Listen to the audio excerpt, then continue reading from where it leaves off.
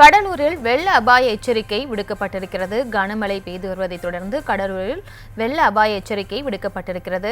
வங்கக்கடலில் உருவாகியுள்ள காற்றழுத்த தாழ்வு பகுதி காரணமாக கடலூர் மாவட்டத்தில் பரவலாக மழை பெய்ய தொடங்கியிருக்கு.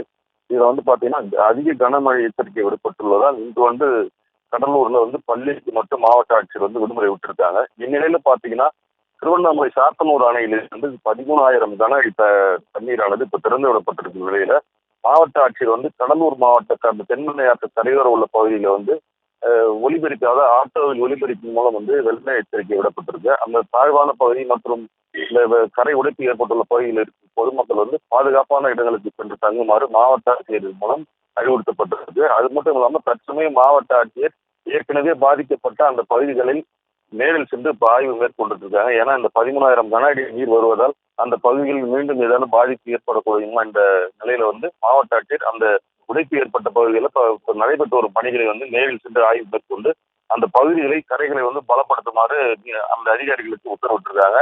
அது மட்டும் இல்லாம கரையோர இருக்கவங்க பாதுகாப்பான பகுதிகளில் சென்று தங்குமாறும் மாவட்ட நிர்வாகம் மூலம் எடுக்கப்பட்டுள்ள நடவடிக்கை மூலமாக அவர்கள் பாதுகாப்பு மையங்களில் தங்குமாறும் தற்சமயம் மாவட்ட ஆட்சியர் சிபி ஆதித்ய செந்தில்குமார் அறிவுறுத்தியிருக்காங்க.